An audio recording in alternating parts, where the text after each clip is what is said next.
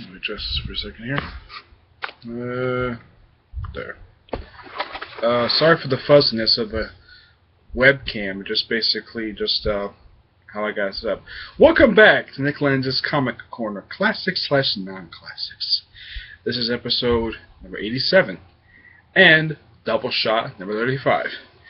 In this episode, we're reviewing the first two trades of the Animal-Man the first two of the 5 graphic novel series for Animal-Man. Now, this is the second volume for Animal-Man. The first volume was published back in the 90s, and it lasted for 89 issues. And the first writer for that series, one who wrote the first couple years for the series, was Grant Morrison. This volume was written by Jeff Lemire, and the art, for the most part, was done by Travel Foreman. Okay?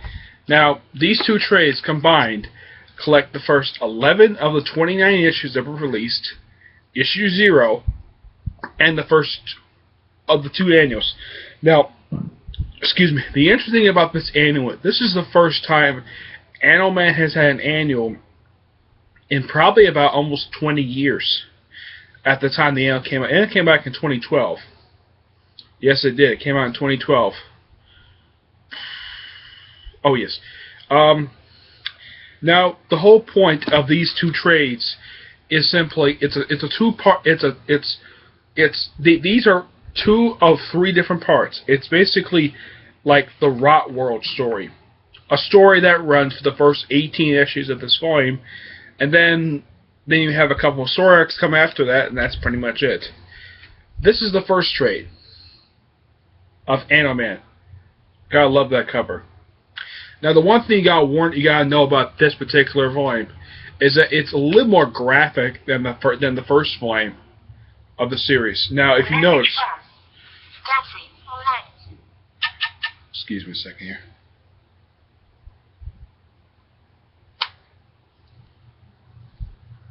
Now, if you notice though, Animal-Man is wearing different costume that he wore back in New 52. Let's see if I can find a good page of him in costume when the war is not ruined by it. Let's see. Here it is. This is Animal-Man's costume in New 52.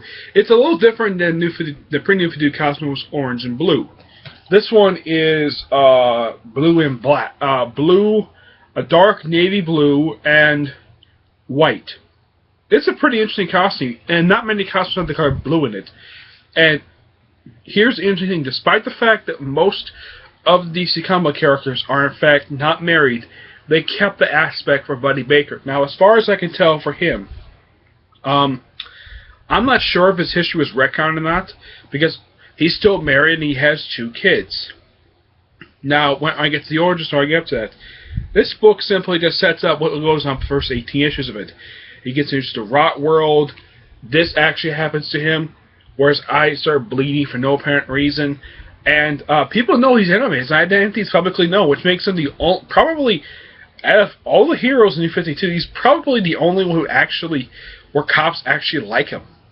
Yeah, no one has a problem with him. Which seems odd, because all the rest of the superheroes in New 52 at this point are treated like jerks and basically, how should I put this? Yeah, treated like jerks and no one trusts them. Yet they trust Animal-Man, no problem, because he knows what he's doing. Now, pretty much, this particular book also introduces the Red, one of the 3 different types of entities that basically are in balance, that control all aspects of life across the planet. Now, the Red controls the entity of the animals.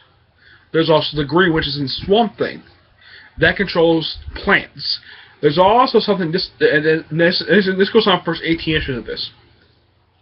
Introduces something called the Rot. It's very disgusting. It's basically a bunch of dead bodies. And this book simply it's basically, if you read this in Volume 2, it's kind of like reading a serial. And it's pretty much the same kind of story, except Volume 2 is sort of a continuation of it. This thing introduces the Red, introduces Buddy Baker and his family, very simplistic way, and the artwork is beautiful. Despite the fact being a very dark comic at the time of scan. Now, at the time this series got canceled, it was probably one of DC's best-selling titles. I don't know why Jeff Lemire decided to end his run as hell. Maybe they could have handed it off to somebody else, but why did they end this for? I mean, this was a good series. As for this trade as a whole, this is known as The Hunt. This is also noteworthy for me because this is my first New 52 trade I've ever read. When I first read this, I was impressed with Animan in this book. Okay? So, the artwork is good, the story is set up really well, so I'm giving this book, because of the whole art world stuff, I'm giving this book a 9 out of 10. Not perfect, but it's good. Okay, and the other one is Animal vs. Man. Now, that one, the first volume collected the first 6 issues. Excuse me. This one collects 7 to 11, issue 0, and number 1. Now, those of you who notice that guy in green, that's the Swamp Thing, but not the current Swamp Thing. This is an old Swamp Thing. This is one of the previous Swamp Things over the years. No, it's not Alan Moore's Swamp Thing. This one existed at least about 200 years before the Alan Moore Swamp Thing, which, by the way, does exist in New 52. Now, you may notice this book is actually a bit thicker than the last book because this one contains a bit more issues. And this one also contains the new origin story for Animal-Man. Now, from what I can tell about it and from what I've heard about the origin story, I never read the original origin story, it's pretty much the same. It just retold it. There's nothing really changing about it. The only thing really changed is basically what Costin picked up. That's the only thing really changed about the origin story for the New 52 origin story of Buddy Baker. Of course, I'm not sure how he was in pre-New 52, because I hadn't read a lot of the issues for Animal-Man pre-New 52. He was a stuntman. Well, he was also an actor as well. I'm not sure how good of an actor, because, well, he saw like one panel. This thing, I think that was issue 0. But now, the interesting thing about the annual. Now, the annual itself is pretty good. Now, this book does tell a lot about the Swamp Thing and about the Red. It tells about the origin story of the Swamp Thing and the Red.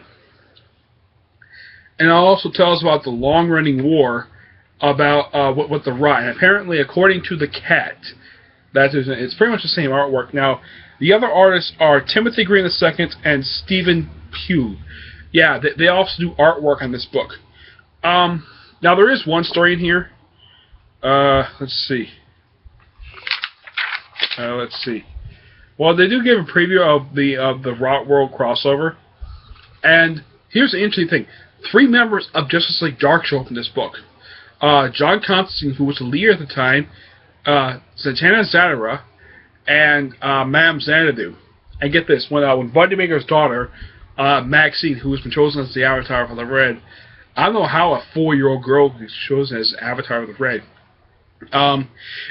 Her quote in here is funny. When she first meets up with John Constantine, and of course they do have a brief cameo. You see a little cameo right there? That's the only cameo of Superman. Let's see. No, that's not it. Try and look for the quote. It's a very funny quote that Maxine makes about the Justice League Dark. Let's see if I can find it. So also, apparently, Buddy does die in the story. Yeah. Oh, this is funny. John Constantine says, "So, you must be the savior of the bloody world, then, huh?" Yeah. John Constantine, British accent. And she says to him, "You smell like smoke." And this is what she does, John Constantine. It's true, John Constantine does smoke. And she turns to him and says, "But you smell nice." And she's like, thanks. And she says, "Now put my mom back normal, or I'll turn you into a toad."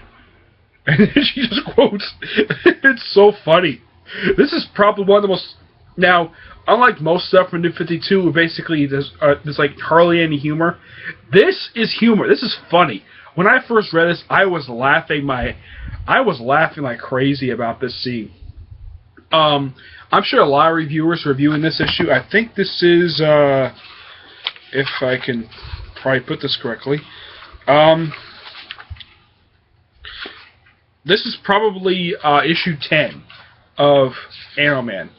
Now, this is a good issue. Now, if you want to know what Zatanna looks like in the book, let's see if I can get a good full picture of her. Yeah, this is a full picture of the 3 members of the Justice League Dark in this book. There's Zatanna, Madame Xanadu, who doesn't do very much in the book, and of course, John Constantine, the big fat jerk. Yeah. And of course, as you notice, he smokes. Now, those of you wondering, what the heck happened to Zatanna's fishnet stockings? Well, they traded in. They kept the fishnet there, but now they're basically like tattoos in her hand. It almost looked like she put on a little bit of weight. But she's still stunning, like she was in New 52. And apparently she still wears her pre-New 52 outfits, but basically she wears them for shows only.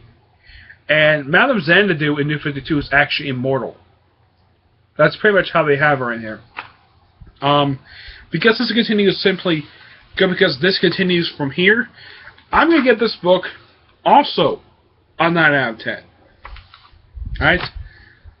Thank you for staying tuned for this episode. That's it. Stay tuned for my next episode. Episode number, I believe it's 88.